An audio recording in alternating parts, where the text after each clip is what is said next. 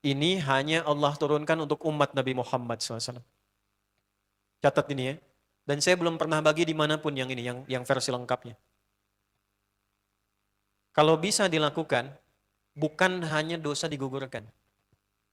Tapi setiap hurufnya mempercepat terkabulnya doa kita di hadapan Allah Subhanahu wa Ta'ala. Ya. Ada 2 surah di dalam Al-Quran yang bila 2 surah ini dibacakan, itu setiap hurufnya dihitung bisa berpotensi menggugurkan dosa sekaligus mengabulkan doa-doa yang dimintakan. Sepanjang doa itu baik untuk urusan dunia akhirat kita. Kalau salah satu kurang baik diperbaiki oleh Allah. Misal dunia baik tapi akhirat tidak, maka diperbaiki oleh Allah kepada yang lebih baik.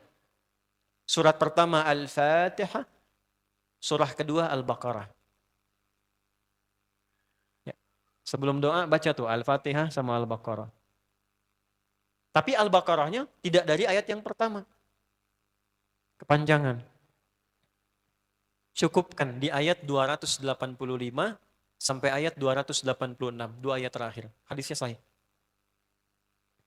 Kalau mau dikuatkan biasanya banyak ulama memasukkan ayat 284. Ada yang sudah masuk ke dalam Ka'bah di sini? Ini informasi saja. Dan 3 ayat ini, Al-Baqarah 284, 285, 286, itu ayat yang dituliskan di dinding Ka'bah. Itu yang saat berhala dikeluarkan, gambar-gambar dihapus, itu ya, syair-syair diganti dengan ayat Quran, sehingga jadi kain kiswah Ka'bah di luar. Itu ada sejarahnya. Yang di dalam pun dihiasi dengan hiasan ayat Al-Quran. Di antara yang dituliskan itu Al-Baqarah ayat 284, 285, 286. Intinya di 285 dan 286-nya. Tadi rakaat pertama yang saya bacakan dalam salat Isya. Hadisnya sahih. Itu spesial malaikat Jibril turun kepada Nabi Muhammad SAW mengabarkan kabar gembira siapa yang membiasakan membaca Al-Fatihah. Ya, kemudian 2 ayat terakhir di Al-Baqarah dari amanar rasulu sampai fansurna 'alal qaumil kafirin, tidaklah dia membacakan itu kecuali setiap hurufnya dijaminkan mengabulkan doa-doa yang dia mohonkan sepanjang benar doanya dan tidak diselimuti maksiat.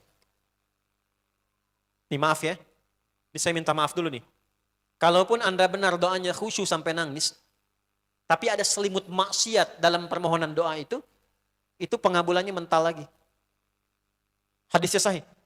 ثم ذكر الرجل يطيل السفر أشعث أغبر يمد يديه إلى السماء فيقول يا رب فقال رسول الله صلى الله عليه وسلم أن يستجاب لذلك فمطعمه حرام مشربه حرام ملبسه حرام وغذي بحرام فأن يستجاب لذلك رواه مسلم.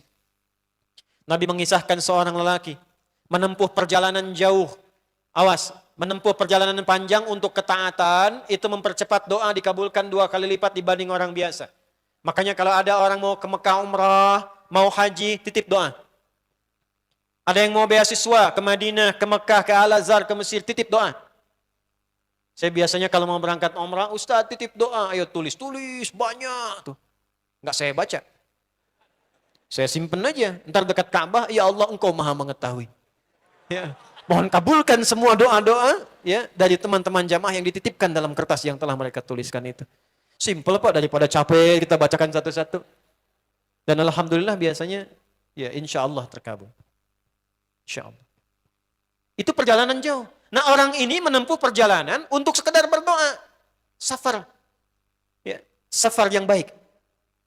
Kemudian yang kedua, yamuddu yadaihi ilas sama, dia mengangkat tangannya ke langit. Ini saya tidak bermaksud mengajarkan ya, cuma menunjukkan prakteknya begini nih. Ada yang bisa bantu saya nggak satu orang maju? Cepat. Yang depan aja, depan. Jazakallah khair. Mohon pegangkan mic sebentar. Terima kasih ya. Lihat sini. Gini. Nah, jazakallah.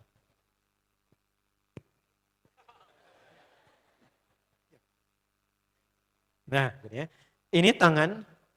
Lihat, telapak 2 ya. Berdoa itu sesuai porsinya. Dan ikuti caranya Nabi. Kalau doanya formal dalam sholat dan diikat dengan gerakan, jangan kreatif. Ikuti seperti Nabi yang contohkan. Misal dalam sholat, shollu kama ra'aitumuni sholli. Sholatlah seperti kalian melihat aku sholat. Nanti ada 3 posisi atau sampai 4 posisi dalam sholat yang mempercepat terkabulnya doa. Posisi puncaknya sujud. Hadisnya sahih, Inna ma aqrabal 'abdi min rabbih wa huwa sajidun fa aktsirud du'a. Keadaan terdekat antara hamba dengan Rabbnya adalah saat sujud, maka perbanyak doa saat sujud. Tangannya posisi sujud begini, menempel. Jadi nggak usah begini. Oke, begini. Nah, ini di luar sholat. Di luar sholat, kalau berdoa, tangan begini. Lihat baik-baik ya. Ini kitabnya agak banyak, bahasanya panjang, saya berikan yang simpelnya saja ya. Baik. Ini kan teman-teman telapak yang kanan, yang kiri ya. Padukan begini. Ya. Lalu setiap Anda kan pasti punya garis yang kanan dengan garis yang kiri. Ada kan? Itu membentuk keseimbangan. Oh, ini bukan ilmu otak-atik ya. Ini ada sanadnya nih. Pertemukan dua garis itu sehingga seimbang tangan ini. Tuh. Ini masalah sederhana tapi poinnya penting sekali. Sudah? Cara yang pertama begini. Ini di luar salat dan bukan dalam posisi saat istisqa, saat minta hujan. Begini. Sudah? Pertemukan. Lalu letakkan sejajar dengan dada di sini. Ya. Jadi kalau dada itu, ini posisinya. Ini nahar di sini. Ini ada rongga dari bagian atas dengan perut, ada rongga kosong. Nah ini yang disebut dengan sodrun di sini. Ya, kalau kita meletakkan telapak tangan saat sholat begini, letaknya di sini. Yang ini perut, yang ini nahar. Doa itu di sini. Jelas? Semakin kita memohon dengan lebih sangat, naikkan sedikit begini. Sudah? Kalau istisqa, minta hujan, agak lebih tinggi ke atas. Nah ini cara mengangkat yang standar di sini. Untuk memohon. Jelas? Oke. Jazakallah khair. Nah orang ini, dia mengangkat tangannya. Jadi, melakukan perjalanan jauh, mengangkat tangannya, ya muddu yadaihi ilas sama. Orang yang berdoa dengan mengangkat tangan, itu dijawab doanya oleh Allah lewat keterangan Nabi SAW, itu bisa kama qala 2 kali lebih cepat dibandingkan dengan orang yang tidak mengangkat tangan saat berdoa. Anda cuma sekedar doa dengan mengangkat begini, itu lebih cepat potensi dijawabnya dengan mengangkat doa. Ada seorang bertanya pada Nabi sallallahu alaihi wasallam hadis sahih, "Ya Rasulullah, bagaimana pendapatmu dengan seseorang yang meminta kepada Allah dengan mengangkat tangan atau kama qala?" Lalu Nabi mengonfirmasi bertanya balik, "Bagaimana kalau ada seseorang memohon kepada Anda dengan mengangkat tangannya?" "Pak, tolong Pak, tolong Pak, tolong." Gitu kan? Di depan rumah Anda 1 jam begitu, "Pak, tolong Pak." Kira-kira Anda beri atau tidak? Minimal kalau Anda nggak punya kemampuan, Anda referensikan atau beri sesuai kemampuan Anda kan. Angkat tangannya. Dia jawab, "Saya malu kalau nggak ngasih." Apa kata Nabi? "Innallaha hayyun karimun." Allah itu lebih punya sifat peka untuk merasakan malu pada hambanya kalau dia tidak memberi ketika hambanya mengangkat kedua tangannya. Nah, nanti ada beda-beda posisi saat khatib Jumat misalnya 1 begini untuk khatib. Makmum mengangkat 2 tangan.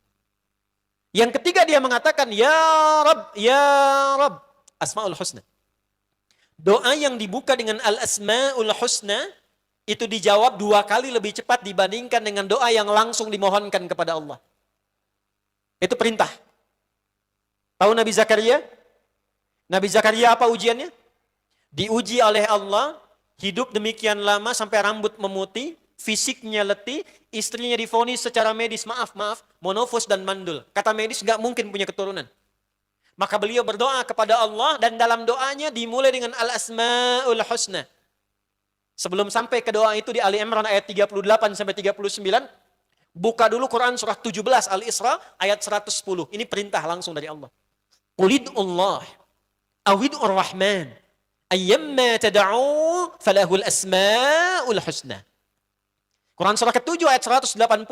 Walillahil asmaul husna fad'uhu biha. Fad'u biha. Qulidullah, kalau engkau punya masalah hambaku, dan tidak ada di dunia ini yang tidak punya masalah. Quran surah kedua ayat 155. Walanabluwannakum bisyai. Setiap yang hidup itu, aku pasti akan uji dengan masalah. Itu kata Allah. Jangan disimpan sampai di situ, teruskan. Bukan untuk membebani hambaku dengan masalah, tapi untuk menaikkan kualitas hidupnya sehingga menjadi lebih baik. Jadi ketika Allah titipkan masalah itu, bukan ingin membuat kita bermasalah. Tapi dengan masalah itu kita diuji supaya kualitas hidup kita menjadi lebih baik. Ini Anda yang kuliah di UPI di sini, ada ujian nggak? Untuk apa ujian itu diadakan? Supaya bisa melihat kualitas peningkatan ilmu Anda dari masuk sampai naik tingkat. Kalau nggak ada ujian, nggak kelihatan kualitasnya bertambah. Logikanya begitu. Dan tidak mungkin Allah menguji seorang hamba di luar batas kemampuannya. La yukallifullahu nafsan illa. Jadi nggak ada orang yang hidup yang tidak punya masalah. Karena rumusnya mengatakan hidup berbanding lurus dengan masalah. Yang hidup pasti punya masalah. Yang tidak ingin punya masalah, tidak ingin hidup. Karena orang yang tidak hidup, yang hilang masalahnya, selesai hidupnya. Baik. Siapa yang tidak ingin punya masalah?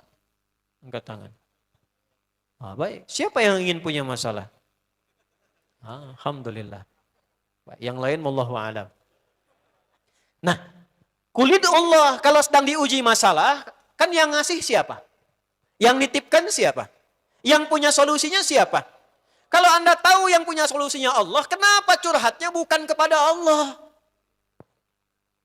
Kan sudah dicontohkan di Quran, kalau punya masalah curhatin ke Allah. Quran surah 12 ayat 86, sejak era Nabi Yakub. Masalah di rumah tangga, anak bermasalah curhatnya pada siapa? Allah. Innama ashku bathi wa huzni ilallah. Aku tuh kalau punya masalah, sesedih apapun, curhatnya Allah. Bentangkan sajadahmu. Curhatkan dalam sujudmu, tingkatkan takwamu. Wa may yattaqillaha yaj'al lahu makhraja. Quran surah 65 di akhir ayat yang kedua. Bentangkan sajadahmu, curhatkan, habiskan dalam sujudmu, keluarkan tangismu. Sehingga bebannya jadi ringan. Walaupun solusi belum datang, hatinya sudah tenang. Yang diperintahkan, panjangkan sajadahmu, bukan panjangkan statusmu. Kita sudah tahu ayatnya, paham ketentuannya, tapi kenapa prakteknya ditumpahkan di Instagram, di Facebook, bikin vlog di YouTube, hanya untuk curhat saja. Dan ironinya dalam hal yang demikian, tahu yang menyelesaikan Allah. Sekarang tambah bonus, aminkan ya. Yang mengaminkan doa ini mudah-mudahan dihilangkan masalahnya. Puguma mana nanti bermasalah kayaknya dirinya. Itu gimana? Kumaha tuh ya teh? Paham? Curhatkan sama Allah. Nah bagaimana mintanya? Sebut namanya ya Allah. Awidur Rahman. Kalau kita ingin minta lebih cepat, minta dengan kelembutan Ar-Rahman. Rahman itu bisa disebut namanya ya Rahman, bisa cari cara mintanya yang paling lembut, yang menyentuh. Allah senang dengan kalimat yang menyentuh. Misal ya. Kembali ke Nabi Zakaria tadi. Quran surah 3 ayat 38. Hunalika da'a Zakaria rabbah. Qala rabbi habli min ladunka dzurriyyatan thayyibah. Innaka sami'ud du'a. Ya Allah, hamba-hambamu itu telah menghukumi aku dan istriku tak akan mungkin punya keturunan. Sedangkan engkau yang maha pemberi tanpa punya batasan. Mereka mengatakan istriku punya keterbatasan. Maka aku memohon kepadamu yang pemberianmu tak ada batasan. Mohon ya Allah anugerahkan keturunan dari sisimu saja ketika mereka mengatakan tidak mungkin itu punya. Sungguh engkau yang maha mendengar doaku ya Allah. Perhatikan, kalau kepada yang maha mendengar saja tidak terkabulkan, mohon tunjukkan kepadaku saat ini dengan cara apa lagi dan kepada siapa lagi aku mesti memohon. Itu dalam banget. Ya Allah, engkau perintahkan aku berikhtiar mencari kerja, aku lakukan. Engkau perintahkan mengeluarkan keringatku dengan cara yang halal, aku kerjakan ya Allah. Engkau perintahkan aku jauhi yang engkau larang, aku lakukan ya Allah. Sekarang aku telah berikhtiar dari sejak keluar, aku telah menunaikan sholat subuh seperti yang engkau maha mengetahuinya.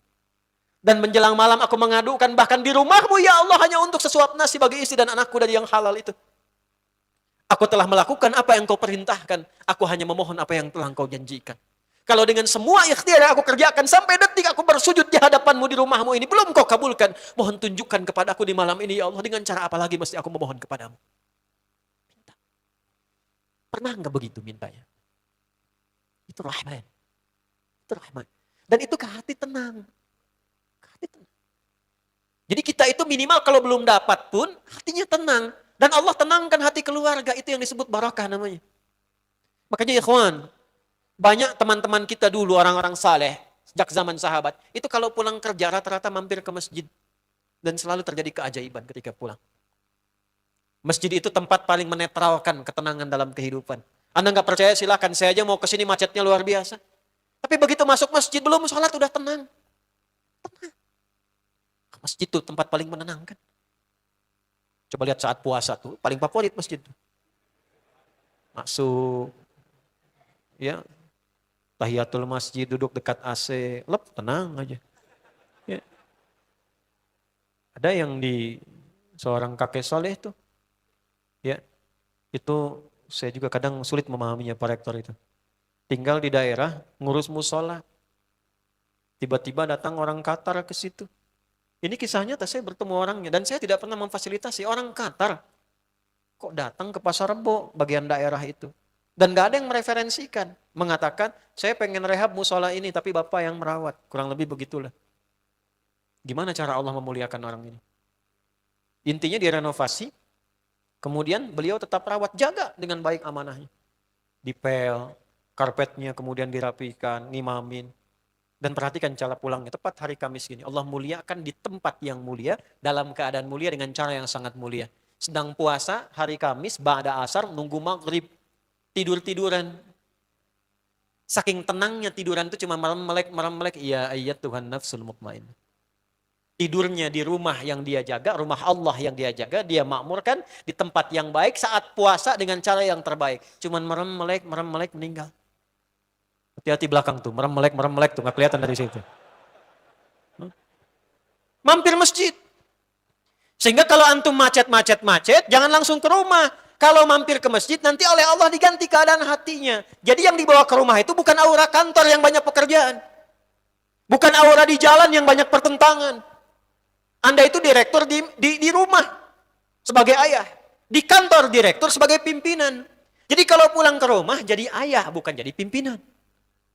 Perusahaan selesai. Saat keluar meninggalkan perusahaan, selesai. Pak Rektor menjadi rektor di kampus, keluar gerbang kampus, selesai. Ya, semua pimpinan selesai. Tapi kan nyampe rumah itu ayah yang ditunggu. Saya itu kiai, ustadz, ini saat ngajar sekarang, nyampe rumah, gak ada yang kenal saya kecuali seorang ayah. Ini sampai sekarang anak saya belum pernah, ya, seumur-umur saya pulang dipanggil, Ustadz, kiai pulang, gak ada. Gak ada. Buya. Dan Masya Allah. Teman-teman yang ngantar tadi tuh, sampai yang di sini nemani Bandung, tahu. Itu Pak, anak saya itu yang kecil, sampai dia bikin gambar. Ketika disampaikan ibunya, kami membiasakan kalau saya pergi, ibunya cerita tentang pekerjaan saya. Buya mengajar supaya Allah senang. Kalau Allah senang, nanti kakak, adik, semua, itu disukai Allah, nanti apa yang diminta Allah berikan. Kasihnya lewat bunda. Tapi karena Buya, mengerjakan apa yang Allah minta. Jadi kalau saya pulang, saya cerita tentang ibunya. Itu dituliskan oleh anak saya, tulisan gambar orang mau ngajar, terus berpisah dengan seorang anak, dia tuliskan di atasnya, I love you Buya, engkau adalah ayah terbaik yang Allah kirimkan untukku.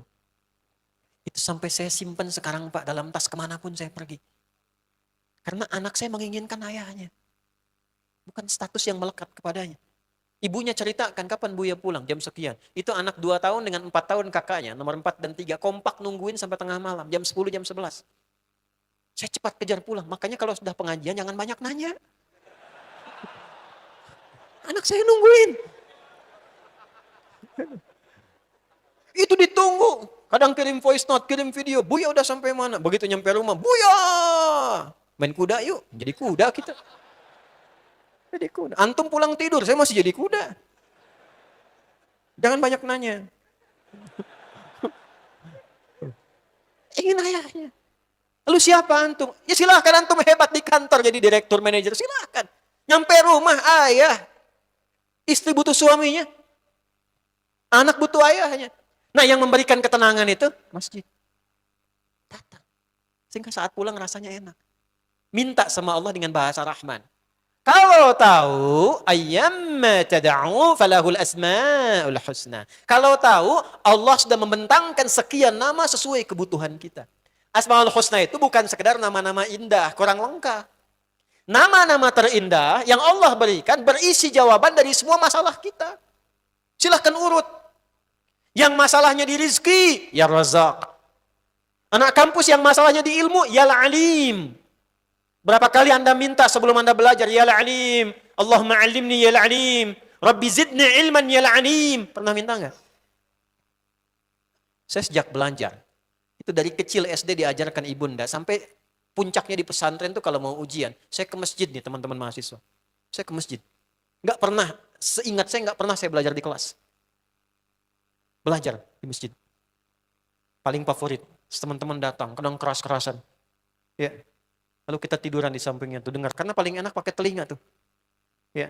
Udah dia selesai, alhamdulillah kita selesai hafalan juga. Itu ketiduran. Kalau tidur itu selalu kita mimpinya enak. Ngerjain soal. Besoknya ketika ujian, soalnya sama persis dengan yang kita lihat tadi malam itu. Hampir setiap ujian. Ya, saya katakan sekarang karena sudah lulus dari pesantren gitu kan. Gitu. Tapi itu terjadi. Itu ada rumusnya di Quran surah kedua di akhir ayat 282. Wattaqullah wa yu'allimukumullah. Ya alim. Banyak masalah, ya sabar. Pengen solusi, ya fattah. Nabi Zakaria dibatasi oleh manusia, nggak mungkin, ini terbatas, istrimu ini begini, engkau sudah sepuh, fisiknya sudah letih, rambut memutih, nggak mungkin, mustahil. Maka dicari disebut nama Allah yang memberi tanpa batasan, Wahhab. Dimintakan habli. Makanya di Quran surah Ali Imran ayat 38 kalimatnya pakai hab. Hunalika da'a Zakaria rabbah qala rabbi habli. Runut di Quran, semua kalimat al-asma'ul husna Anda akan temukan sesuai dengan masalahnya. Makanya kalaupun Anda hafal 99, kalau berdoa, saran saya nggak harus semua dibaca. Pilih salah satu. As-sabar untuk mengatasi masalah. Ar-razaq untuk rizki. Al-alim untuk ilmu. Anda nggak punya masalah, dibaca semua. Ya Allah, ya Rahman, ya Rahim, ya Al-Malik, ya Al-Quddus, ya Sabar, terus dibaca semua. Kasih semua. Balik, pemuda ini, dia membacakan ketiganya. Dan melakukannya, menempuh perjalanan panjang. Masih ingat hadisnya? Mengangkat tangannya begini. Dan mengatakan, Ya Rab, Ya Rab. Kalau sedang bingung mau baca yang mana namanya, sebut Rab. Ini rahasia ketiga nih. Ingat baik-baik nih ya. Rahasia ketiga. Rab itu nama perjanjian kita dengan Allah. Nama perjanjian kita dengan Allah. Kalau kita menjaga nama Rab ini, apapun yang diminta selama hidup Allah kabulkan. Sepanjang kita komitmen dengan perjanjian ini. Perjanjiannya ada di Quran surah ke-7 Al-A'raf ayat 172. Dan menggunakan kata Rabb. Wa idh akhadha rabbuka min bani Adama min zuhurihim dhurriyyatahum wa ashhadahum ala anfusihim alastu bi rabbikum qalu bala syahidna an taqulu yawmal qiyamati inna kunna an hadha ghafilin. Dan ketahui, pahami, ingat, pelajari. Ketika Rabbmu Muhammad SAW mengambil perjanjian, komitmen dengan setiap manusia akan terlahir. Sejak dalam kandungannya, saat usia 4 bulan kandungan roh ditiupkan, maka terjadi perjanjian. Alastu bi rabbikum. Apakah engkau siap ketika terlahir menjadikan aku sebagai Rabbmu? Rabb itu artinya apa? Yang dituhankan, yang merawat, yang memberikan kebutuhan, yang menyayangi, yang menyembuhkan saat sakit, memaafkan saat salah, mengampuni saat dosa kalau dia tobat. Maka kita katakan, bala, tentu ya Allah, tanpa fikir. Syahidna, kami bersyahadat. Komitmennya syahadat. Makanya ketika terlahir disebut fitrah. Kullu mauludin yuladu alal fitrah. Di antara makna fitrah itu syahadat. Syahadat, berketuhanan, berislam, berdin. Quran surah ke-30, ayat 30. Fa'aqim wajhaka lid-dini hanifa fitratallahi allati fataran nasa 'alaiha. Di antara fitrah manusia itu cenderung pada Tuhan. Di hatinya ada kerinduan pada agama. Din. Apa din yang dimaksud? Ali Imran ayat 19. Inna dina indallahil Islam. Apa yang dimaksud dengan Islam? Hadis Muslim, nomor hadis yang ke-8. Antashhada an la ilaha illallah wa anna Muhammadan Rasulullah. Balik syahadat. Jadi kalau kita komitmen dengan syahadat, makanya tiap hari kita komitmen dari subuh sampai isya. Syahadat asyhadu an la ilaha wa asyhadu anna Muhammadan. Dalam sholat, kalau itu komitmen kita minta pakai Rabb, dijawab. Karena itulah banyak doa di Quran dibuka dengan kalimat Rabb. Rabbana zalamna Rabbana atina fid dunya Rabbana la tu'akhidna in nasina. Sekarang balik, orang ini melakukan ketiganya, menggunakan Rabb, mengangkat tangan, dan dia menempuh perjalanan panjang hanya untuk doa saja. Apa komen Nabi? Kalau Nabi sudah komen, Anda tinggal like and subscribe. Nggak usah dikomen lagi. Kata Nabi, anna yustajabu lidzalik. Memang sih ini sudah banyak perangkatnya. tapi sayang sulit dijawab. Bagaimana doamu bisa dikabul, kata Nabi? Kenapa? Kenapa? Mat'amu haram, makanannya haram. Mashrabu haram, minumannya haram. Malbasu haram, pakaiannya haram. Ada orang sholat berdoa pakai pakaian baru hasil korupsi. Hah? Makanan hasil nyuri, dibagi. Hah? Hasil tipu-tipu kemudian dibelikan makanan, dibelikan minuman. Allahu Akbar. Suami dapat sogokan bawa pulang ke rumah, istri suruh masak dimakan sama satu keluarga. Lalu dengan itu berdoa kepada Allah dengan menggunakan yang haram. Kan yustajab li dzalik. Nih gelas nih. Gelas nih. Gelas. Gelas. Kosong. Anda mau isi dengan spidol masuk. Parfum masuk. Nanti saya terangin parfum apa nih sampai saya minta simpan di atas meja. Nanti saya terangkan. Kasih tisu masuk. Tapi lihat, tutup nih. Kalau sudah ditutup begini, spidol masukkan, mental. Masukkan lagi, mental. Semua benda mental. Bukan Allah nggak jawab, dikabulkan cuman mental. Inilah maksiat nih. Maksiat. Apa yang sering menghambat doa itu? Sehingga jawaban yang Allah berikan mental lagi, mental lagi. Nih yang salah ini. Yang belum ditobati. Karena itu, kalau ingin doa cepat dijawab, menggugurkan ini sehingga muncul solehnya saja. Dan di Quran itu jelas, rumusnya jelas. Kalau sudah soleh, doa itu, Allahu Akbar. Kalau solehnya makin tinggi nih ya, belum kita minta sudah dijawab. Ada yang Allah sudah siapkan sebelum dia minta. Dan dalam bab masalah, sebelum dia mengalami, diringankan. Sehingga seakan-akan gak punya masalah. Padahal gak ada orang hidup gak ada masalah. Tapi karena tingkat ibadah dan kedekatan dia dengan Allah tinggi, jadi semua persoalan hidupnya sebelum dijalani masalahnya diringankan. Ada yang sebelum minta dijawab. Ada yang sebelum minta berikhtiar, ikhtiar tapi ringan. Ada. Tergantung bagaimana kita mendekati Allah. Tutup dengan taubat, dekati Allah. Begitu kita dekati dengan baik, dijawab. Itu rumus Quran surah kedua ayat 152. Fadhkuruni, Anda ingat saya, salah taubat, ingat Allah. Saya ingat kamu. Bagaimana cara Allah mengingat kita? Sesuai dengan cepatnya respon kita mengingat Allah. Quran surah kedua ayat 186. Wa idza sa'alaka ibadi fa inni ujibu da'watad da'i idza da'ani falyastajibu li. Respon. Hak dan kewajiban masih seimbang. Manggil Allah pengen cepat dijawab, dipanggil Allah dilambat-lambat. Allahu Akbar, Allahu Akbar. Iya tahu. Baru adzan, belum qomat. Ya Allah, aku sekarang memohon kepadamu. Iya tahu.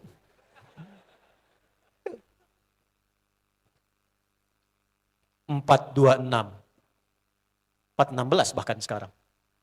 Subuh. Allahu Akbar, Allahu Akbar. Bangun, ya Allah sudah adzan, siap-siap dia. Kemudian dia berwudu, siap sholat. Dipanggil, dia ingat. Demikian ketika hamba itu memanggil Allah, langsung merespon.